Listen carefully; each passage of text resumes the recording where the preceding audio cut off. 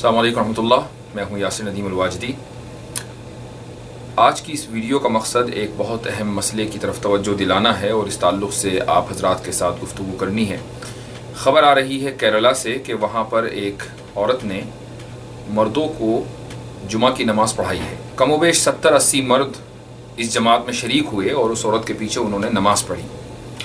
ये चूँकि हिंदुस्तान में पहली मरतबा हुआ है, इसलिए मीडिया को एक मौका मिल गया और कुछ चैनलों ने इसके ऊपर बहस की और इस्लाम पर अपनी आदत के मुताबिक उन्होंने एतराज़ात किए। वो तो अल्लाह का करना ऐसा है कि कासगंज का मसला छाया हुआ है, इसलिए तकरीबन हर चैनल के ऊपर कासगंज के ताल्लुक़ से बहस मुबाहिसा हो रहा है। लेकिन इसके बावजूद, इतने बर्निंग टॉपिक के ऊपर डिस्कशन होने के बावजूद, कुछ चैनलों ने अपने प्राइम टाइम में इतना वक्त निकाल लिया कि वो इस्लाम में औरत नमाज़ पढ़ा सकती है, मस्जिद की इमाम बन सकती है या नहीं, इसके ऊपर भी वो डिस्कशन कर सके। इसलिए आइए इस मौजू के ऊपर कुछ समझने की कोशिश करते हैं। औरत इस्लाम में इमाम बन सकती है या नहीं, दरअसल ये तसव्वुर एक दूसरे तसव्वुर के ऊपर डिपेंड करता है और वो दूसरा तसव्वुर है जेंडर इक्वालिटी का, कि यानी मर्दों और औरतों के दरमियान इतनी मुसावात होनी चाहिए कि जिस तरीके से मर्द मस्जिदों के अंदर जाकर नमाज पढ़ा सकता है, ऐसे ही औरत को भी ये हक़ होना चाहिए कि वो मस्जिदों में जाकर इमामत करे। ये जेंडर इक्वालिटी का मतलब है, जो इस्लाम में जेंडर इक्वालिटी को लाना चाहते हैं, उसको इंट्रोड्यूस करना चाहते हैं। मैं आप हजरात को ये बताना चाहूँगा कि जेंडर इक्वालिटी एक धोखा है, ये एक मुनाफकत है, ये एक हिपोक्रेसी है। इसलिए कि वेस्टर्न सिविलाइजेशन के जिसने जेंडर इक्वालिटी की ये टर्म, ये इस्तिलाह इंट्रोड्यूस कराई है, ख़ुद अगर आप उन लोगों से पूछें कि तुम लोगों ने जेंडर इक्वालिटी के इस फार्मूले को कितना नाफिज किया है अपने मुआशरे में, अपने कल्चर में, तो आप जब उनके रिजल्ट्स देखेंगे तो ख़ुद आपको हैरत होगी कि वो वेस्टर्न कल्चर और सिविलाइजेशन जो जिनसी मुसावात का अपने आप को सबसे बड़ा चैम्पियन मानता है, ख़ुद उसके यहाँ जिनसी मुसावात ना होने के बराबर है। इस वक्त दुनिया में तकरीबन 500 फॉर्च्यून कंपनीज़ हैं, जो टॉप कंपनीज़ हैं, जिनकी मालियत millions and billions of dollars में है। उसमें जो CEOs की जो पोजीशन है, सिर्फ 32 औरतें उस पोजीशन तक पहुंच पाई हैं 500 कंपनियों में से। इसका मतलब ये हुआ कि 6.5% ख़वातीन CEOs बन सकी हैं उस कंपनीज में। गोया कि जो कैपिटलिस्टिक सोसाइटी है, कि जिसने सबसे ज़्यादा जेंडर इक्वालिटी का शोर मचाया है, ख़ुद उसके यहाँ औरतों के हुकूक न होने के बराबर हैं। दुनिया में इस वक्त तकरीबन 195 ममालिक हैं और गुज़िश्ता 50 साल में 59 ख़वातीन हेड ऑफ द स्टेट बन सकी हैं। कहीं वो प्राइम मिनिस्टर रही हैं और कहीं प्रेसिडेंट। लेकिन ये पूरे 50 साल में होना ये चाहिए था कि अगर 2018 में हम जेंडर इक्वालिटी की बात करते हैं तो 195 में से कम 97 कंट्रीज़ में औरतों को हेड ऑफ द स्टेट होना चाहिए था, लेकिन ऐसा नहीं है। तो जो दुनिया इस वक्त जेंडर इक्वालिटी की बात करती है, वो जेंडर इक्वालिटी के इस फार्मूले पर अमल करने में सबसे पीछे नज़र आती है। अमेरिका में अगर आप औरतों के हुकूक की बात करते हैं तो 1920 में 18 अगस्त 1920 में औरतों को सबसे पहले वोट डालने का हक मिला है, यानी गोया के आज से 98 साल पहले, जबकि अमेरिका को आज़ाद हुए 200 साल से ज़ायद गुजर चुके हैं। एक चीज़ मैं आपको और बताना चाहता हूँ, जो लोग ये कहते हैं कि दुनिया में जेंडर इक्वालिटी होनी चाहिए, यानी मर्द और औरत दोनों बराबर होने चाहिए, जब वो बात करते हैं बराबरी की तो वो ये कहते हैं कि औरत को मर्द के बराबर आना चाहिए। ये बात कहकर उन्होंने खुद औरत का दर्जा नीचे मान लिया, इसलिए कि जब आप ये कहते हैं कि औरत मर्द के बराबर हो तो आप ये तस्लीम कर रहे हैं कि मर्द यहाँ है और औरत यहाँ है, और मर्द गोया कि औरत के लिए एक स्टैंडर्ड है जिसकी बुनियाद पर औरत को भी अपने आप को ऊपर लाना चाहिए। तो आपने ऑलरेडी मर्द को ऊपर मान लिया। तो ये वो लोग हैं जो जेंडर इक्वालिटी दिन रात चीखते रहते हैं। अब आइए मजहबी दुनिया की तरफ। ईसाइयों में बहुत सी मजहबी पोजीशंस हैं, लेकिन इन मजहबी पोजीशंस के ऊपर वही आ सकते हैं कि जिनको वेटिकन की तरफ से हुक्मनामा मिलता है। क्रिश्चियनिटी का जो कानून है उसको कोड ऑफ कैनन लॉ कहते हैं। उसमें ये इबारत लिखी हुई है, उसमें ये बात लिखी हुई है कि ओनली अ baptised man validly receive sacred ordination. इसका मतलब ये है कि जिस मर्द का बैप्टिज्म हुआ हो, सिर्फ उसी को कैथोलिक सुप्रीम पावर यानी पोप की तरफ से हुक्मनामा मिलेगा कि वो मजहबी क़ियादत कर सके। ये सवाल क्रिश्चियनिटी से होना चाहिए जो 2000 साल से ज़ायद इस दुनिया में है कि उन्होंने कितनी औरतों को पोप मुंतखब किया है। یہ سوال یہودیوں سے بھی ہونا چاہیے جو اس سے بھی پہلے سے ہیں کہ انہوں نے کتنی عورتوں کو ربائی منتخب کیا ہے، اور یہ سوال ہندوؤں سے بھی ہونا چاہیے جو ان سے بھی پہلے سے ہیں اور اپنے آپ کو اولڈسٹ سویلائزیشن کہتے ہیں کہ آپ نے عورتوں کے حقوق کے لیے کیا کیا ہے۔ ہم نیوگ کے بارے میں بات نہیں کریں گے، ہمیں معلوم ہے کہ یہ ایک بہت ہی غلط ٹریڈیشن ہے۔ ہم ورنداون کی ان عورتوں کے بارے میں بھی بات نہیں کریں گے کہ جن کو جانوروں کی طرح ان آشرموں میں ڈال دیا جاتا ہے۔ اسی طریقے سے ہم دیوداسیوں کے بارے میں بھی بات نہیں کریں گے کہ جن کو ان کے گھر والے خود اس لیے چھوڑ جاتے ہیں کہ وہ مندروں کے جو پریسٹس ہیں اور جو پنڈت ہیں ان کی ہوس کا شکار ہوں۔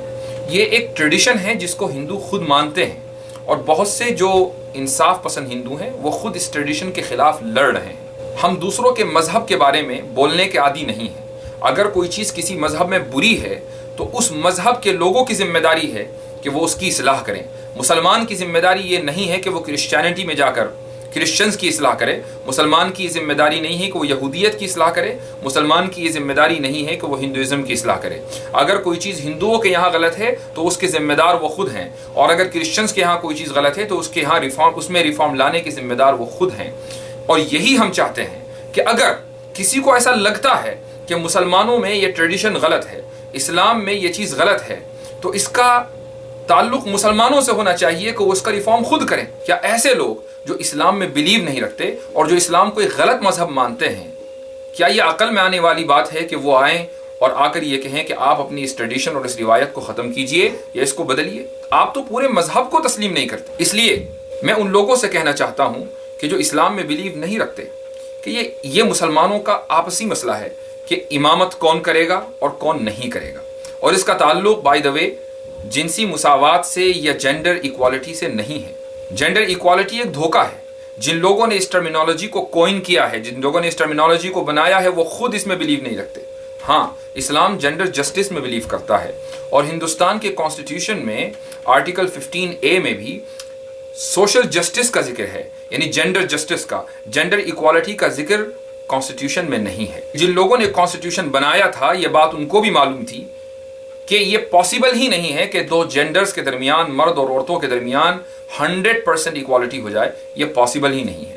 اب آئیے سمجھتے ہیں کہ کیا واقعی اسلام میں ایک عورت امام نہیں بن سکتی؟ تو اس کا جواب یہ ہے کہ نبی کریم صلی اللہ علیہ وسلم کے زمانے میں آپ علیہ الصلاۃ والسلام مسجد نبوی میں خود امامت کرتے تھے، تو یہ کہا جا سکتا ہے کہ جب آپ خود امام تھے تو کسی دوسرے کو بھی امامت کا حق نہیں تھا، چاہے جائے کہ ایک عورت امامت کرتی۔ لیکن اس کے علاوہ مدینے میں تقریباً 9 مساجد تھیں جہاں کے اپنے اپنے امام تھے، تو اگر کہیں بھی اس بات کی گنجائش ہوتی کہ ایک عورت امامت کر سکتی ہے تو آپ صلی اللہ علیہ وسلم کسی ایک مسجد میں کسی عورت کو متعین کر دیتے کہ یہاں کی امامت وہ کرے گی۔ ایسا نہیں ہوا۔ اس کے علاوہ صحابہ کرام رضی اللہ عنہم کے زمانے میں اسلام صرف مدینے تک یا مکے تک محدود نہیں رہا، بلکہ پورے جزیرۃ العرب میں پھیل گیا، اور اس کے علاوہ جزیرۃ العرب سے باہر نکل گیا۔ ہزاروں مسجدیں اس زمانے میں بنی ہیں، لیکن کسی ایک مسجد میں بھی عورت کو امام نہیں رکھا گیا۔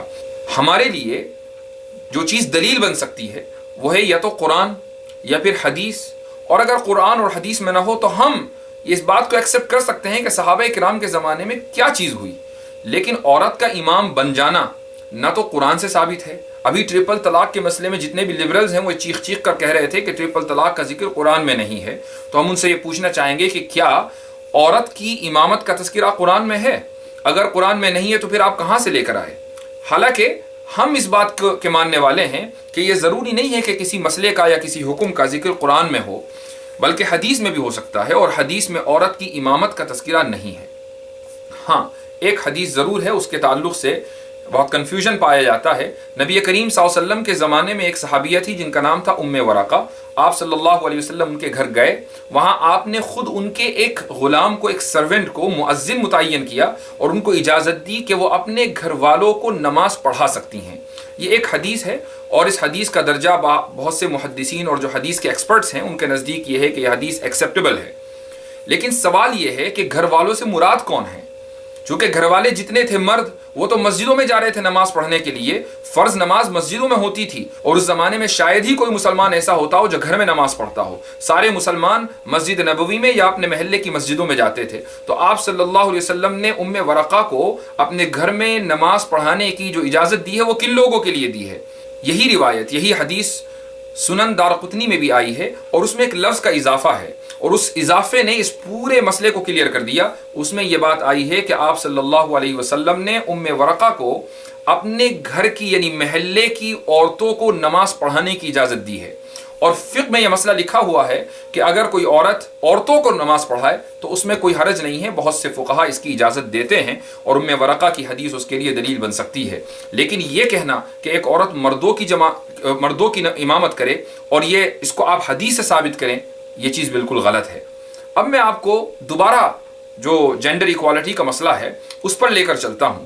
اگر آپ یہ کہتے ہیں کہ نہیں، ہم اسلام کے اندر بھی جینڈر ایکوالٹی لے کر آئیں گے، ہر چیز برابر سرابر ہونی چاہیے، چونکہ اگر آپ برابری کو سپورٹ نہیں کرتے اس کا مطلب یہ ہے کہ آپ ڈسکریمنیشن کر رہے ہیں، آپ ریسسٹ ہیں، آپ کسی ریس کے خلاف جا رہے ہیں، کسی نسل کے، کسی جینڈر کے اور جنس کے خلاف جا رہے ہیں۔ اس تعلق سے میں آپ کو ایک بہت دلچسپ مکالمہ سنانا چاہوں گا۔ یہ ایک تصوراتی اور ہائپوتھیٹیکل مکالمہ ہے، گفتگو ہے دو لوگوں کے درمیان جو جینڈر ایکوالٹی کے بہت پکے سپورٹر ہیں، لیکن اگرچہ یہ ایک تصوراتی مکالمہ ہے، اگرچہ یہ ایک ہائپوتھیٹیکل ڈسکشن ہے، لیکن یہ حقیقت کے اوپر مبنی بھی ہے۔ آپ دیکھیے، دو لوگ گفتگو کر رہے ہیں اور ایک آدمی دوسرے سے کہتا ہے کہ ہمیں جمعہ کی نماز کا انتظام کرنا ہے، لیکن یہ بات مناسب نہیں ہے کہ عورتیں مردوں کے پیچھے کھڑے ہو کر نماز پڑھیں، یہ تو جینڈر ایکوالٹی کے خلاف ہے۔ تو دوسرا کہتا ہے کہ ٹھیک ہے، اس میں کوئی حرج نہیں ہے، ہم اس کا علاج یہ کرتے ہیں کہ مرد اور عورت دونوں برابر برابر کھڑے ہو جاتے ہیں۔ تو اب پہلا والا بولتا ہے کہ ہاں بات تو صحیح ہے، لیکن اسلام میں جو چیز دائیں طرف ہو اس کی فضیلت ہے، اور جو چیز بائیں طرف ہو وہ کم درجے کی مانی جاتی ہے، اسی لیے اچھے کام دائیں طرف سے، دائیں ہاتھ سے کرنے کا حکم ہے۔ تو یہاں سوال یہ ہوگا کہ دائیں طرف کون کھڑا ہو؟ اگر مرد کھڑا ہوگا اور عورت بائیں طرف کھڑی ہوگی تو یہ بھی ایکوالٹی کے خلاف ہے، اور اگر عورت کو دائیں طرف کھڑا کر دیا تو مردوں کی طرف سے احتجاج ہوگا کہ ایکوالٹی کے خلاف ہوا، تو اس کے بارے میں کیا کرنا چاہیے؟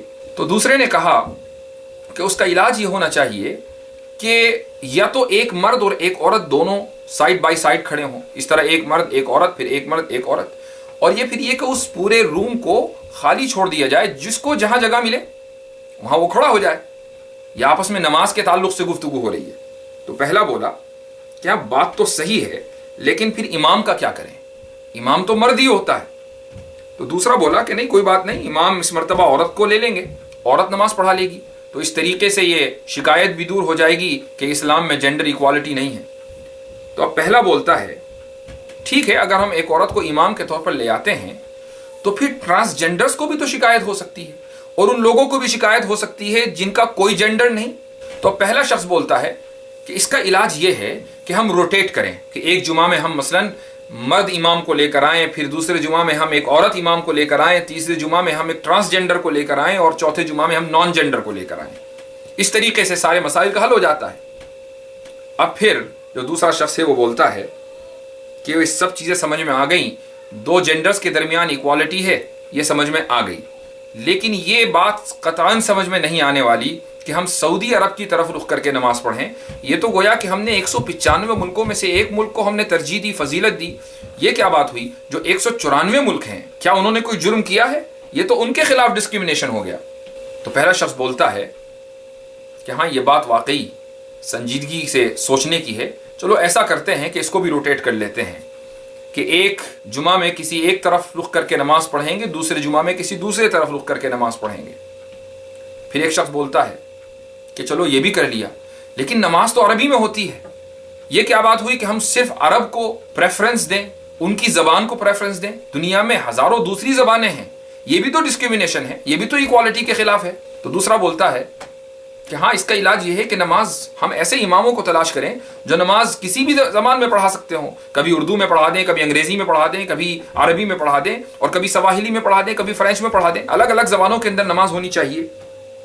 اب یہاں پر دونوں لوگوں کے درمیان اتفاق ہو گیا کہ ہاں یہ بات صحیح ہے، اس طریقے سے کسی کے خلاف بھی ڈسکریمنیشن نہیں ہوگا۔ لیکن ان میں سے ایک کے دماغ میں فوراً یہ بات آئی کہ اگر ہم ڈسکریمنیشن کے خلاف لڑ ہی رہے ہیں تو دنیا میں صرف مسلمان تو رہتے نہیں، دنیا میں تو مسلمان بھی ہیں، غیر مسلم بھی ہیں، ہندو بھی ہیں، کرسچنز بھی ہیں، اور یہودی بھی ہیں، مختلف اقوام اور مختلف مذاہب کے ماننے والے ہیں اور نماز صرف ہم اللہ کے لیے پڑھتے ہیں اور صرف مسلمانوں کے لیے، یہ تو ان لوگوں کے خلاف ڈسکرمنیشن ہے جو اسلام میں یقین نہیں رکھتے، تو وہ کیسے نماز کے اندر شامل ہوں؟ تو دوسرے نے فوراً یہ سجیشن دیا کہ اس کا طریقہ یہ ہے کہ ان کے مذہب کی جو چیزیں ہیں وہ بھی ہم اپنی نماز میں لے لیں، اور اس طریقے سے جب نماز شروع ہوگی تو وہ لوگ بھی اپنا اپنا سا ان کو کچھ احساس ہوگا اور وہ لوگ بھی نماز میں شامل ہو جائیں گے۔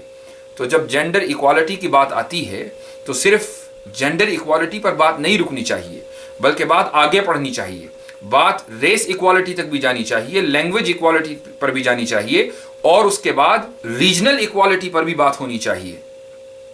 جب ایکوالٹی پر بات کرنی ہے تو پھر ہر چیز کے درمیان مساوات ہو اور ہر چیز کے درمیان برابری ہو، اور یہ دنیا کے اندر ممکن نہیں ہے۔ اسلام اس لیے جینڈر ایکوالٹی پر نہیں بلکہ جینڈر جسٹس پر بلیو کرتا ہے، اور وہ اس طریقے سے کہ مرد کو جو اس کے کرنے کے کام ہیں وہ دیے گئے ہیں، اور عورت کو اس کی صلاحیت اور اس کے اعتبار سے کام دیے گئے ہیں، اور مرد کے جو کام ہیں ان کو کر کے وہ عورت کے اوپر فضیلت حاصل نہیں کر لیتا، اور عورت کے جو کام ہیں وہ ان کو کر کے مرد سے بہتر نہیں بن جاتی۔ دونوں کی الگ الگ ذمہ داریاں ہیں۔ اللہ سبحانہ وتعالی فرماتے ہیں وَلَا تَتَمَنَّوْا مَا فَضَّلَ اللَّهُ بِهِ بَعْضَكُمْ عَلَى بَعْضٍ لِلرِّجَالِ نَصِيبٌ مِّمَّا اكْتَسَبُوا وَلِلنِّسَاءِ نَصِيبٌ مِّمَّا اكْتَسَبْنَ۔ تم کسی ایسے کام کی تمنا مت کیا کرو کہ جس میں اللہ نے تم میں سے بعض کو دوسرے بعض کے اوپر فضیلت اور فوقیت دی ہوئی ہے۔ مردوں کے لیے ان کے اعمال کا حصہ ہے اور عورتوں کے لیے ان کے اعمال کا حصہ۔ اللہ سبحانہ وتعالی نے یہ بات کلیئر بتا دی ہے اس صورت میں، سورہ نساء آیت نمبر 32۔ تو جب عورتوں کی ذمہ داری امام بننا نہیں بلکہ اماموں کو تیار کرنا ہے، اب اگر عورت یہ چاہے کہ میں اپنی ذمہ داری کو چھوڑ کر 5 وقت مسجد میں جا کر نماز کی امامت کروں، تو یہ پریکٹیکلی اس لیے پاسبل نہیں ہے کہ پھر قوم کو امام ملنا مشکل ہو جائیں گے۔ اور یہ بھی یاد رکھیے کہ اسلام میں نماز صرف سنڈے کو یا منڈے کو نہیں ہوتی بلکہ روزانہ دن میں 5 مرتبہ ہوتی ہے، اور ایک عورت اگر ہیلدی ہے تو وہ ہر مہینے اس کو منتھلی سائیکل بھی آنا ہے، اور اس دوران وہ نماز نہ پڑھا سکتی ہے اور نہ پڑھ سکتی ہے، اور اس کا حل کسی کے پاس نہیں ہے۔ اس لیے جو لوگ اس جینڈر ایکوالٹی کے چکر میں پڑ رہے ہیں ان کو سمجھنا چاہیے کہ وہ ایک دھوکے کے پیچھے جا رہے ہیں، اور کسی بھی مذہب نے اس دھوکے کو قبول نہیں کیا ہے۔ ہاں، جن لوگوں کو ریفارم کا شوق ہے میں ان سے کہنا چاہوں گا کہ پہلے وہ اپنے گھر سے شروع کریں اور اس کے بعد دوسروں کی فکر کریں۔ السلام علیکم ورحمۃ اللہ وبرکاتہ۔